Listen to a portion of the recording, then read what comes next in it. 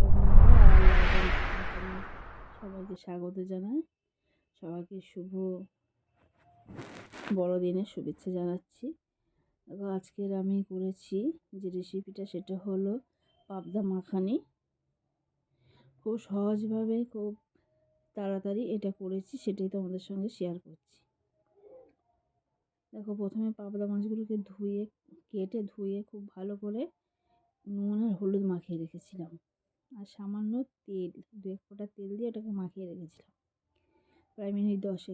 এবারে কড়া গরম হয়ে গেলে এই তেল দিয়ে মাছগুলোকে আমি খুব ভালো করে ভেজে নেবো। এখানে আমি 5 পিস মাছ নিয়েছি, একসঙ্গে সব ভাজবো না। মাছগুলো একটু বড় বড়ই ছিল, একটা মাছ ছোট ছিল, বাকি সব মাছগুলোই ছিল বড় বড়। মাছগুলোকে আমি উল্টে পাল্টে খুব ভালো করে ভেজে নেবো। এটা হালকা করে ভাজলে হবে না, একটু মাঝারি করে, খুব কড়া করে ভাজার দরকারই, মাঝারি করে ভেজে নিতে হবে। বন্ধুরা, আমরা ইতিমধ্যে অনেক রকম মাখানি খেয়েছি, এটা পাবদা মাখানি খেতে খুব ভালো লাগে, সেটাই তোমাদের সঙ্গে শেয়ার করছি। আর যদি ভালো লেগে থাকে এই রেসিপি, তাহলে অবশ্যই লাইক করে দিয়ে কমেন্ট করো, আর যদি আরও ভালো লেগে থাকে শেয়ার করো। আর যারা নতুন বন্ধু আছে তারা সাবস্ক্রাইব করে পাশে থেকো। আর আমাদের আজকে যেহেতু বড়দিনে অনুষ্ঠান হচ্ছে, সেই জন্য ব্যাকগ্রাউন্ডে তো মিউজিক পাবে, গান পাবে, প্লিজ কিছু মনে করো না। এবার দেখো, যে বাকি তেলটা ছিল তাতে আমি পেঁয়াজ বাটা নিয়েছিলাম, 1 চামচ দিয়ে দিয়েছি। এবার আরও 1 চামচ হচ্ছে কি আদা রসুনের পেস্ট দিয়ে দিলাম, দিয়ে খুব ভালো করে এটাকে কষিয়ে নিতে হবে যাতে কাঁচা গন্ধটা চলে যায়।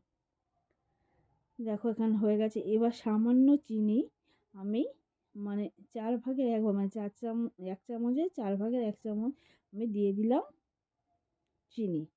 এবার এখানে টমেটো পিউরি খুব সামান্য 1 চামচের একটু বেশি দিয়ে দিলাম, দিয়ে এটাকে খুব ভালো করে কষিয়ে নেব। এখানে আর তেমন কোনো উপকরণ দেওয়ার দরকার নেই। দেখো, এখানে যখন তেল ছেড়ে দিচ্ছে, সেই সময় 2 চামচ আমি হলুদ দিয়ে দিচ্ছি। লঙ্কা, এখানে কাশ্মীরি লঙ্কা আর শুকনো লঙ্কা মিশিয়ে রেখেছিলাম, এখানটায় রক সল্ট দিচ্ছি আজকে, এমনি লবণ এনে একটু রক সল্টটা দিয়ে দিলাম, দিয়ে খুব ভালো করে কষিয়ে নেব। দেখো, কষানো প্রায় হয়ে গেছে।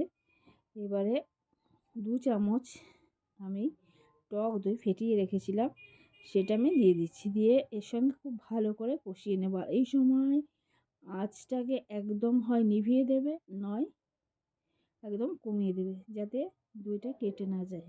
দেখো, এখানটায় কতটা সুন্দরভাবে মিশে গেছে, তেল ছাড়তেও আরম্ভ করেছে, দেখতেই পাচ্ছ। এই অবস্থায় আমার কষানো হয়ে গেছে, আমি জল দিয়ে দিচ্ছি। খুব বেশি জল দেওয়ার প্রয়োজন হয় না, আমার যেহেতু 5 পিস মাছ ছিল, সেই জন্য আমি অল্প জল দিয়েছি।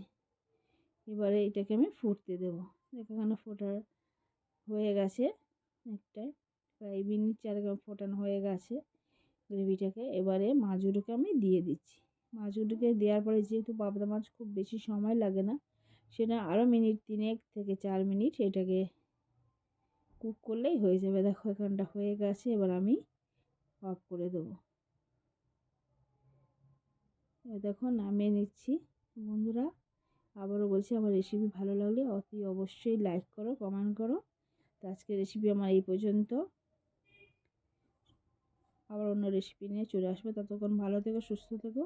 আর নতুন বছরে সবাইকে শুভেচ্ছা জানাচ্ছি। সবাই 2026 সাল ভালো কাটুক, সেই কামনা করছি। তো আজকে এই পর্যন্ত।